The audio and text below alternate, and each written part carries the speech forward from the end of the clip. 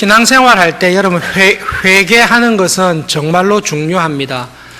최근에 어떤 문제를 가지고 혹시 회개의 기도를 드린 적이 있습니까? 우리들 가운데 내가 워낙 신앙생활을 열심히 하고 잘하기 때문에 나는 하나님 앞에 특별히 회개할 것이 없다 라고 하는 분도 계실 수 있습니다.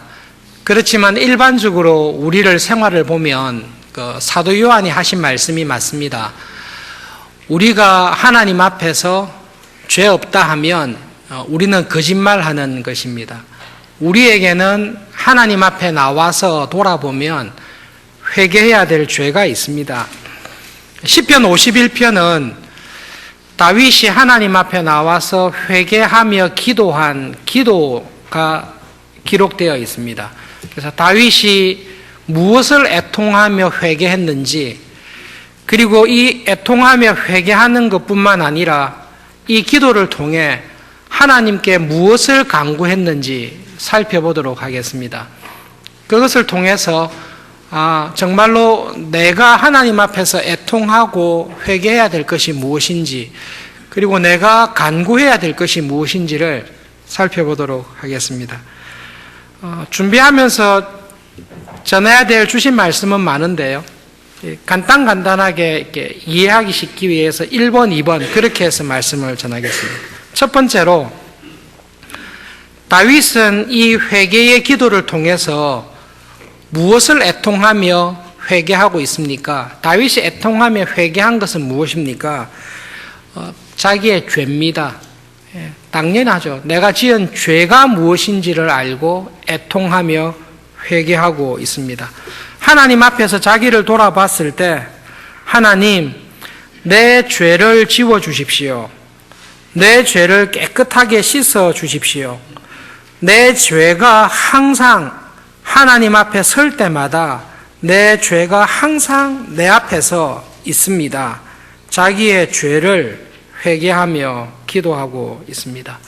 여러분, 회개를 하실 때 중요한 것은 하나님 앞에서 내가 어떤 죄를 범했는지를 정확하게 알고 내가 범한 죄를 인정하고 그 죄를 용서해 주십시오 라고 하는 것이 회개입니다. 회개할 때에 어린 시절 주일학교에서 자랄 때에 이렇게 기도하신 교인들이 계셨습니다. 하나님, 지난 일주일 동안 내가 알고 지은 죄뿐만 아니라 내가 부지불식간에 모르고 지은 죄, 내가 기억하지 못하는 죄도 알고 지은 죄, 모르고 지은 죄를 다 용서해 주십시오 라고 기도하는 경우가 있습니다. 우리는 그 심정에 공감합니다. 우리가 정말 죄가 많기 때문에 회개를 아무리 해도 빠뜨린 회개도 있고, 더 심각한 것은 내가 죄인 줄 모르고 지은 죄가 있습니다. 그 죄까지 하나님 용서해 주십시오라고 기도할 때가 있습니다. 내가 죄인 줄을 모르고 지은 죄를 하나님 용서해 주십시오라고 하는 것이 바른 회개의 기도일까라는 문제입니다. 회개는 내가 지은 죄가 무엇인지를 알고 그 죄를 돌이키는 것이 회개입니다. 내가 지은 죄가 무엇인지를 모르는데 그 죄까지도 용서해 주십시오. 어쨌든 무조건 하나님 용서해 주십시오. 용서를 받는 것이 회개다라고 생각하시면 오해입니다. 부부 생활하다 보면 부부싸움 할 때가 있거든요. 보통 남편들이 하는 수법이 이겁니다. 아내가 화가 났어요. 보통 남편들은 아내가 화난 이유를 다 모릅니다. 이상하게 그렇게 창조해 놓으셨어요. 몰라요. 근데 아내는 화가 났어요. 아내를 어떻게 풀기 위해서 남편이 하는 말이 있습니다. 어쨌든 내가 미안했어. 어쨌든 내가 잘못해서 용서해줘. 이렇게 이야기합니다. 그러면 아내들이 뭐라고 하죠? 뭘 잘못했는데? 딱 이렇게 묻습니다. 뭘 잘못했는지를 당신이 알아야 내가 용서를 하지. 자기가 뭘 잘못했는지도 모르면서 무조건 용서해 달래요. 그거는 회개입니까? 불편한 상황을 모면하기 위한 꾀를 부리는 겁니까? 아내의 눈에는 그게 회개가 아니라고 보이는 거죠. 그때 용서해주면 며칠 지나지 않아서 똑같은 잘못을 똑같이 반복합니다. 왜냐하면 무엇이 문제인지를 모르기 때문에 그렇습니다. 우리가 하나님께 회개할 때도 하나님, 제가 이런 죄를 지었습니다. 저의 죄가 항상 하나님 앞에 있습니다. 제가 피를 흘렸습니다. 무고한 생명을 죽이고 그 사람의 인생을 파멸시켰습니다. 그것에 대해 용서해 주십시오. 그것이 회개의 자세입니다. 그런데 하나님, 제가 뭘 잘못했는지는 모르겠어요. 어쨌든 용서는 해주세요. 그것은 바른 회개가 아닙니다. 오히려 회개는 무조건 내가 잘못한 것을 용서받는 게 회개가 아니라 내가 무엇을 잘못했는지를 아는 것이 회개의 시작입니다. 그래서 혹시 기도하실 때 알고 지은 죄, 모르고 지은 죄까지 다 용서해 주십시오라고 기도하기보다 하나님, 내가 모르고 지은 죄들이 많이 있을 텐데 그 죄에서 저를 구원해 주시기 위해서 무엇이 죄인지를 알게 해 주시고 내가 그 죄를 인정하고 미워하고 돌이킬 수 있도록 은혜를 주십시오. 그것이 하나님께서 찾으시고 올바른 회개입니다. 다윗이 회개할 때에 우리의 회개와 조금 달리 자기가 어떤 죄를 범했는지 길게 설명하지 않습니다. 하나님, 제가 우리아를 무고히 죽였고 바세바를 범하고 이것을 감추기 위해 부하들에게 교살할 수 있는 교살하도록 조작해서 살인하도록 여러 가지 죄들에 대해서 이야기 낱낱이 하지 않습니다. 우리는 회개할 때에 내가 나의 죄를 낱낱이 고백하지 않으면 하나님께서 모르실지 모른다. 그렇지 않습니다. 하나님께서는 내가 이야기하기 전에 내가 지은 죄를 다 알고 계십니다. 내가 내 죄를 아는 것보다 하나님께서 내 죄를 아는 것이 더 명쾌합니다. 그래서 회개를 하실 때 내가 얼마나 오랜 시간 동안 내 죄를 나열했는가, 얼마나 내가 간절하게 내 죄를 통회했는가, 그것이 회개의 확신하고는 관계가 없습니다. 하나님께서는 나보다 내 죄를 더 잘 아십니다. 하나님 앞에 나와서 상한 심령을 가지고 나보다 내 죄를 더 잘 아시는 하나님, 제가 그 죄를 정말로 인정합니다. 제가 그 죄를 범했습니다. 하나님 용서해 주십시오. 그렇게 구하는 것이 회개입니다. 다윗이 그 자세를 보여주고 있습니다. 하나님, 피 흘린 죄에서 나를 건져 주십시오. 내 죄가 항상 하나님 앞에 있습니다. 이 죄를 제가 애통합니다. 회개해 주십시오. 라고 간절히 구하고 있습니다. 두 번째로 51편에서 잠깐 살펴볼 부분은 11절에 있는 말씀입니다. 나를 주님 앞에서 쫓아내지 말아 주시고 주님의 성령을 내게서 거두지 말아 주십시오. 다윗의 회개와 관련해서 생각할 때 11절을 내가 죄를 범했습니다. 하나님의 성령님을 내게서 거두지 말아 주십시오 라고 기도하고 있습니다. 이게 지난주에 성경 공부할 때 질문들이 계속 나왔고 이 구절이 문제가 되었습니다. 두 번째 질문은 이것입니다. 우리가 죄를 범하면 성령님을 거두어 가시는가? 내가 죄를 범하면 하나님에게서 쫓겨나고 하나님의 성령님이 나에게서 떠나시는가? 하나님의 성령이 나에게서 떠나시면 어떻게 되죠? 이거는 구원의 문제가 흔들려 버리죠. 그래서 죄를 범했구나. 고의적인 살인을 범했구나. 하나님의 성령님이 나에게서 떠나게 되지 않도록 도와주십시오 라고 기도하고 있습니다. 결론적으로 51편 11절에서 주의 성령님이라고 했는데요. 주의 성령이라고 했는데 우리나라 단어로 성령이라고 했지만 이것을 성령님, 삼위 하나님의 삼위에 해당하시는 성령 하나님으로 번역하는 것은 거의 맞지 않습니다. 왜냐하면 여기에 써 있는 이게 다윗이 쓰고 있는 히브리어 단어가 성령 하나님을 지칭하는 단어로 쓰인 적이 한 번도 없습니다.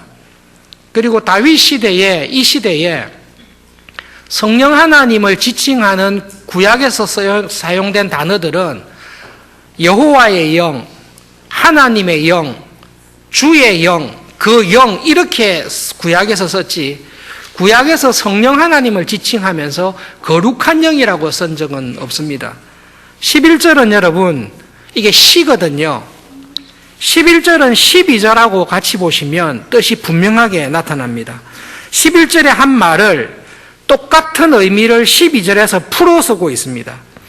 하나님 앞에서 나를 쫓아내지 마십시오. 그 말은 이전에 하나님 앞에 있을 때에 내가 가지고 있었던 구원의 기쁨이 있었는데 그 구원의 기쁨을 회복시켜 주십시오. 이전에 하나님과 가지고 있었던 구원의 기쁨이 있었는데 내가 죄를 범함으로 말미암아 그 구원의 기쁨을 누리지 못하고 구원의 즐거움을 누리는 자리에서 내가 떠났습니다.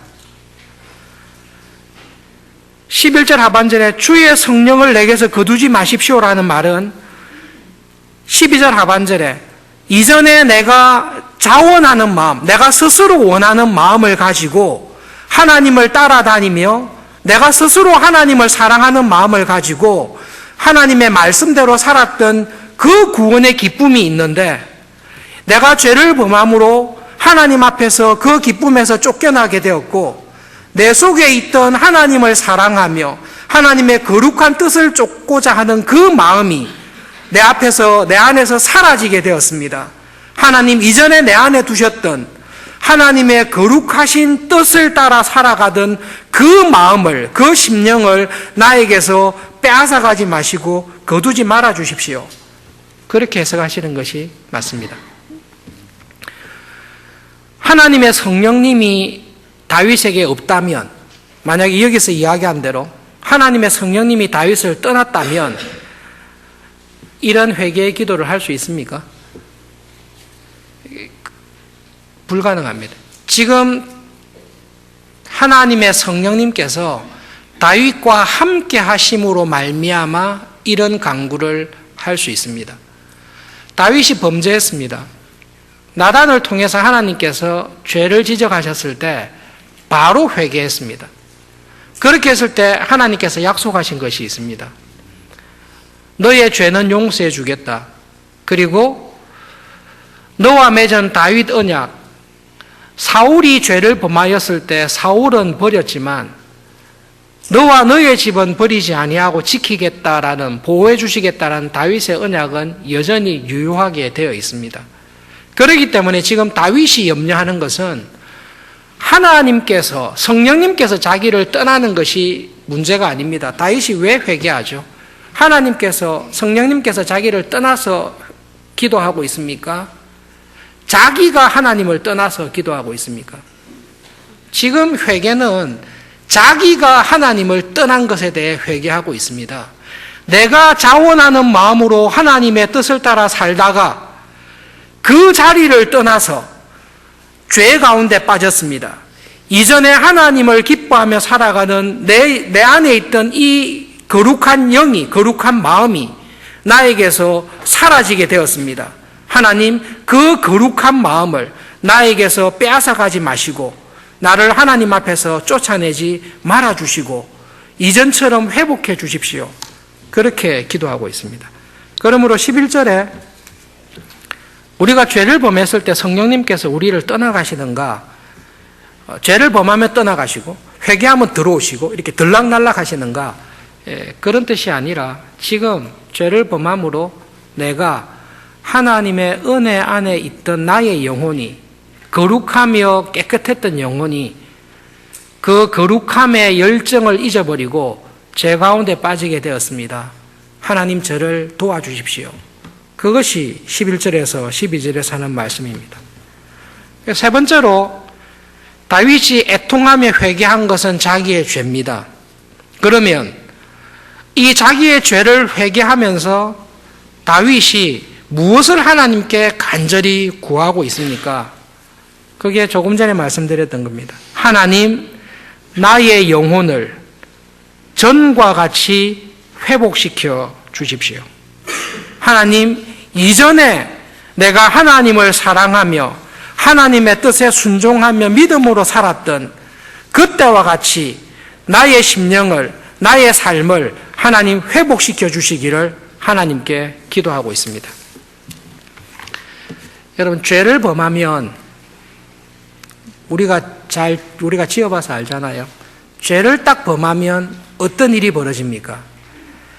하나님과 가지고 있었던 즐겁고 기쁜 인격적인 교제와 사귐의 기쁨을 죄를 범하면 그 죄가 딱 막아버립니다. 죄의 가장 심각한 것이 하나님과의 관계를 틀어막아버리는 것입니다. 다윗이 그 상황에 빠졌습니다. 이전에는 다윗이 죄를 범하기 전에는 어떻게 살았습니까? 하나님이 주신 구원의 기쁨을 누리면서 살았습니다. 죄를 범하기 이전에 다윗의 삶이 정말로 쉽지 않았다는 것을 우리가 알고 있습니다. 기름 부음 받아서 양을 따라다니던 자기를 하나님께서 부르셔서 하나님의 일꾼으로 삼아주셨습니다. 10년간 사울의 핍박을 피해서 어렵게 살았습니다. 미치광이 흉내를 내면서 원수의 나라에 망명을 했습니다. 그럼에도 불구하고 다윗은 하나님의 사람으로 쓰임받고 하나님의 나라의 일꾼으로 살아가고 있다는 구원의 기쁨이 항상 있었습니다.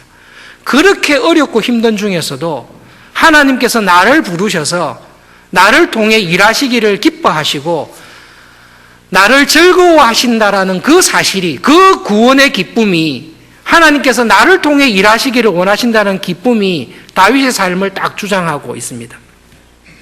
사울을 죽일 수 있는 기회가 왔음에도 불구하고 자기의 욕심대로 하지 않습니다. 하나님의 마음에 합한 사람으로 나에게 이런 역경과 어려움을 거치게 하신다면 좋습니다. 정말로 성령 하나님의 은혜 가운데 믿음으로 살아가는 구원의 기쁨이 있었습니다. 죄를 범하고 난 다음에 다윗에게 온 가장 큰 위험이 뭔가 하면 하나님과 가졌던 구원의 즐거움과 기쁨이 다 막혀버린 것입니다. 신앙생활 열심히 하신 분들은 아시죠? 죄를 범하기 전에 하나님의 말씀을 읽는 게 기쁩니다. 기도하는 것이 즐겁습니다. 성도의 교제를 나누는 것이 정말로 행복합니다. 그런데 아무도 모르게 은밀한 죄를 딱 지었습니다. 큰 죄를 지었습니다. 죄를 지었으면 뭐가 제일 힘들죠? 성경책을 펴기가 제일 힘듭니다. 성경책을 펼 수가 없습니다. 왜냐하면 내 속에 감추어둔 이 죄가 하나님의 말씀을 사모하며 하나님의 말씀을 통해 하나님과 만나서 교제하는 이 기쁨을 내 속에 죄가 딱 품고 있으면 이게 완전히 막아버립니다. 습관적으로는 읽습니다.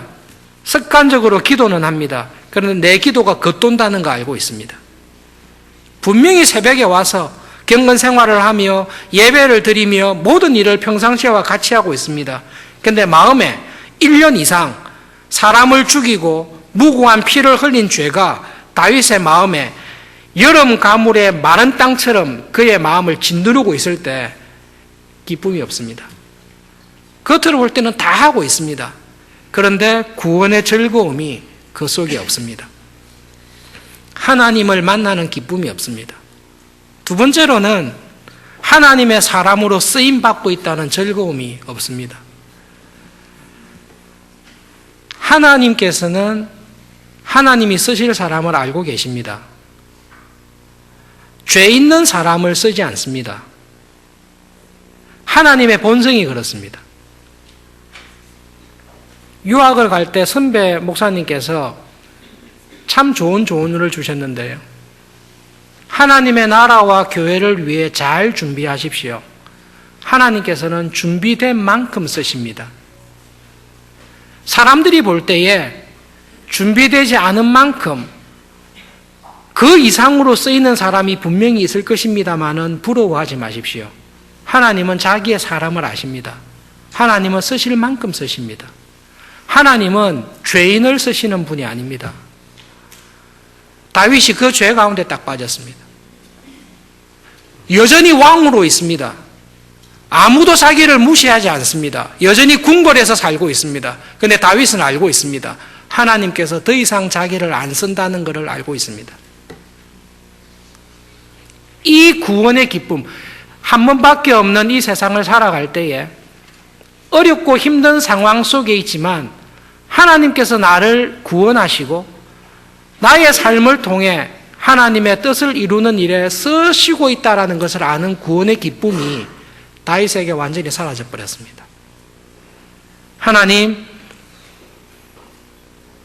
이전과 같이 나에게 주셨던 하나님의 사람으로 살아가던 하나님과 함께 교제하며 골방에서 하나님의 은혜를 경험하며 하나님께서 저를 향해 내가 너를 기뻐한다, 너를 통해 내가 원하는 일을 다 이루겠다라고 하셨던 그 하나님의 기쁨의 교제 가운데 하나님의 사람으로 살아갔던 그 구원의 즐거움이 저에게서 없어졌습니다. 하나님, 그것을 회복시켜 주십시오. 하나님, 그 자리로 저를 다시 돌이켜 주십시오. 다윗이 애통하며 회개하면서 그것을 간절히 구하고 있습니다. 네 번째로, 죄를 범하기 이전에 하나님이 기뻐하시는 사람으로 하나님을 즐거워하고 하나님을 만나는 것이 기쁘고 어렵고 힘든 일이지만 하나님의 사람으로 쓰임받던 그 구원의 즐거움을 회복시키기 위해서 다윗은 무엇을 구하고 있습니까? 10절에 다윗이 구하는 것이 있습니다. 하나님, 나의 영혼 속에, 나의 마음 속에 깨끗한 마음을 다시 창조해 주십시오. 내 안에 하나님께서 보시기에 정직한 영을 새롭게 해 주십시오.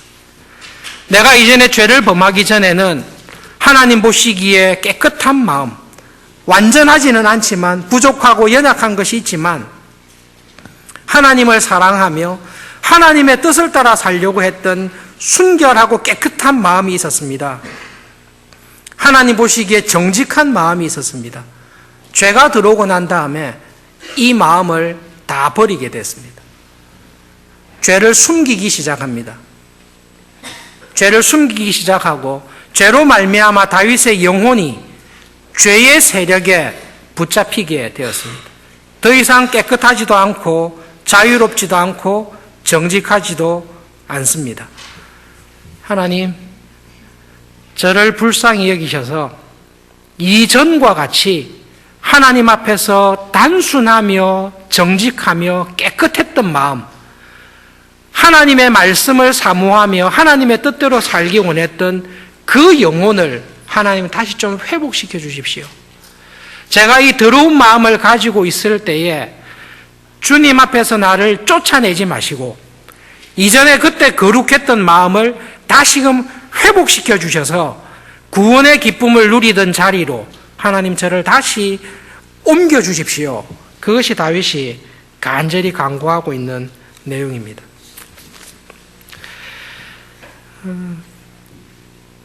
우리가 회개할 때에 하나님은 무조건 용서하셔야 됩니까? 다윗의 기도를 보시면 지금 죄를 범한 사람은 다윗입니다. 하나님을 떠난 사람은 다윗이 떠났습니다. 그것을 뉘우치고 하나님 앞에 와서 기도합니다. 하나님, 제가 하나님을 버렸습니다. 제가 하나님을 떠났습니다. 이제 돌아와 하나님과의 관계를 회복하기 원하니 받아주십시오 라고 이야기할 때에 그 죄를 용서하시고 받아주시는 분은 누가 합니까? 하나님께서 하십니다. 우리가 주일마다 나와서 사죄의 기도를 드립니다. 오늘도 십계명의 말씀을 들었습니다. 도둑질하지 말라. 나에게 주신 시간, 생명, 나에게 주신 물질, 모든 것이 하나님의 것입니다. 하나님의 뜻대로 살아가고 사용하기를 원하는 거룩한 마음이 있습니다. 그런데 우리가 이 세상 살다 보면 그 거룩한 마음을 잃어버립니다. 하나님께서 나에게 주신 시간과 생명과 삶을, 나에게 주신 것들을 내가 원하는 대로 살고 싶은 욕심과 유혹에 항상 빠집니다. 와서 회개하는 거죠. 하나님, 정말 열심히 살고 싶었으나 그렇지 못한 죄가 있습니다. 용서해 주십시오. 이번 한 주간은 생명 두시는 동안에 정말 하나님의 뜻에 따라 거룩하게 살기 원하니까 도와주십시오. 용서해 주십시오. 그러면 어떻게 하죠? 사죄의 선언을 목회자를 통해 하나님께서 사죄의 선언을 해 주십니다. 다윗이 그렇게 기도하고 있습니다. 하나님, 제가 하나님을 떠났습니다. 내가 회개하니 당연히 받아주셔야 됩니다. 그렇게 하는 게 아니라 하나님께서 찾는 것은 상한 심령입니다. 저도 죄로 인하여 애통하며 하나님의 은혜를 구하는데 하나님 저를 다시 회복시켜 주십시오.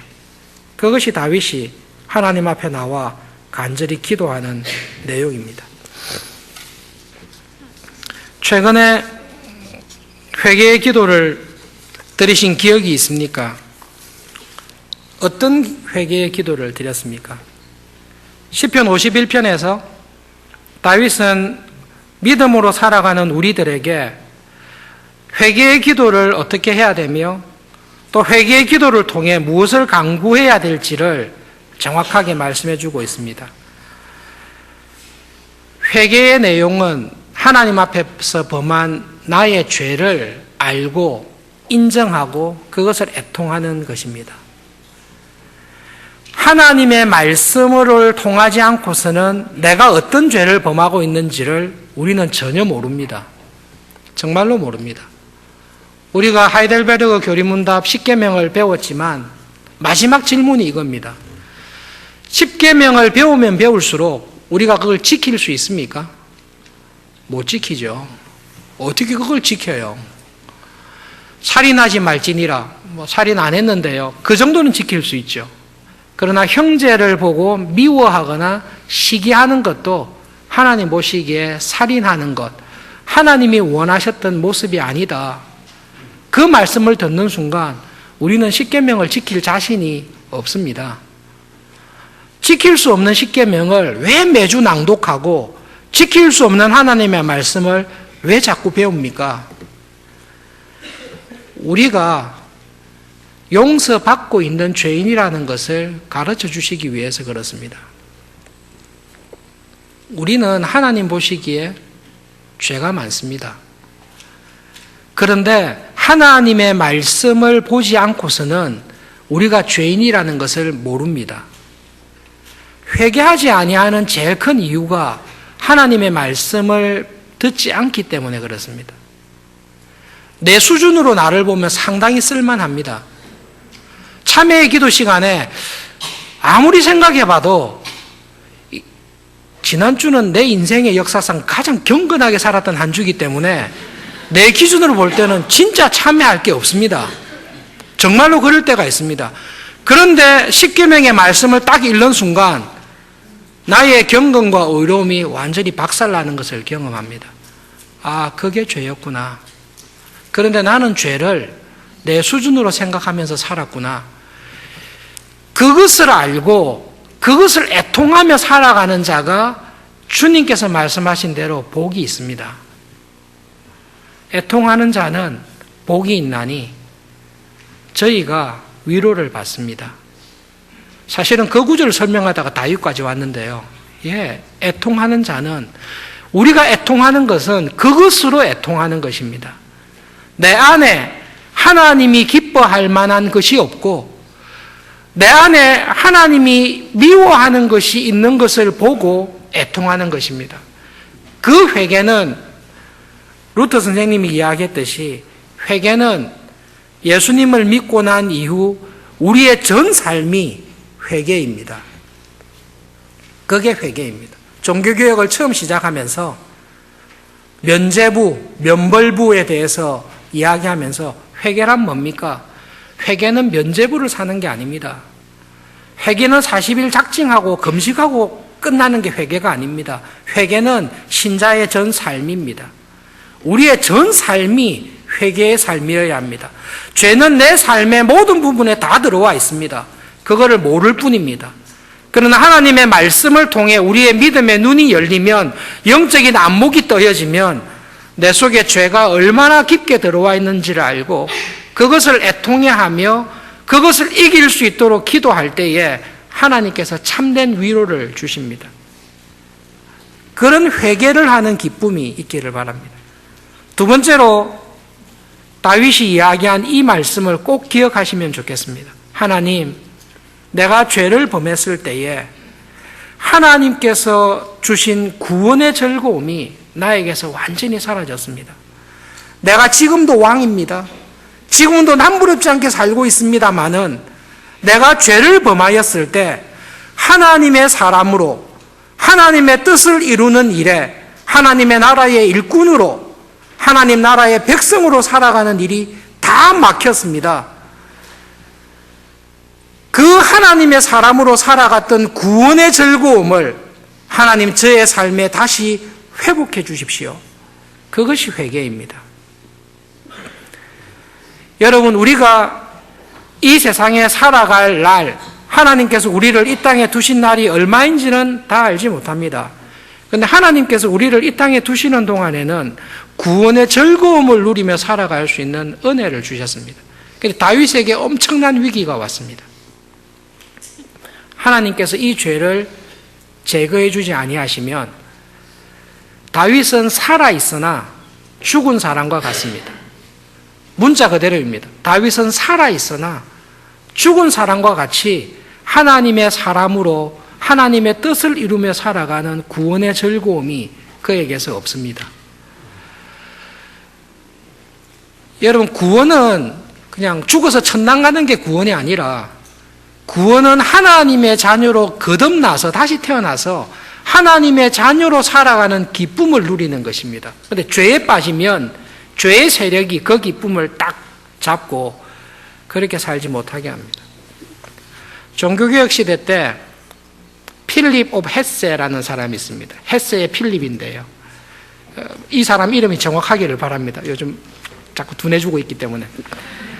굉장히 종교개혁을 잘 도울 수 있는 사람이었습니다. 루터의 종교개혁과 독일에서 일어났던 종교개혁을 정말로 잘 도울 수 있는 사람이었습니다. 프레드릭 3세가 죽고 이 필립 오브 헤세가 종교개혁을 하나님의 교회를 더 이끌 거라고 다 기대했는데 그 당시에 심각한 죄, 이혼을 하고 재혼을 하게 되는 그 문제가 영주들에게 심각했거든요.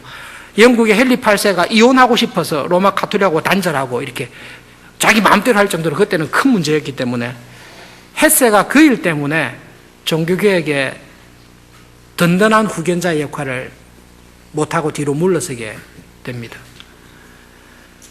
지금 같으면 아무런 문제가 안 될 수 있겠죠. 그러나 그때의 영주에게는 그게 참 큰 문제였습니다. 하나님께서 여러분을 통해 이 땅에 살아있는 동안에 여러분을 기뻐하시고 우리를 통해 하시기 원하는 구원의 기쁨을 누리는 그 은혜가 있습니다.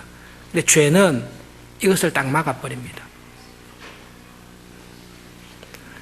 우리가 회개해야 될 것은 구원의 기쁨을 누리며 하나님의 사람으로 살아가는 일에 쓰임받지 못하는 것, 그 자리에 방관자로 뒤에 처져 있는 것, 그것은 우리가 애통해야 될 일입니다.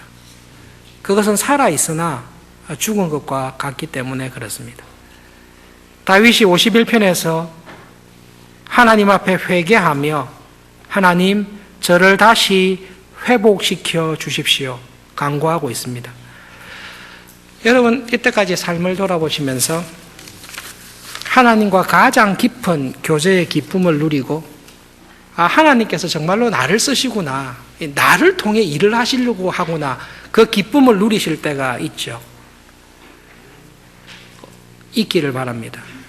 있기를 바랍니다. 그때가 언제입니까? 라고 물었을 때 저 옛날에 이렇게 하지 마시고 하나님께서 지금 나를 그렇게 쓰시기를 원하시고 쓰시고 있다고, 그 구원의 기쁨을 하나님 회복시켜 주십시오. 그 기도를 하며 살아가는 한 주가 되기를 바랍니다. 기도하겠습니다.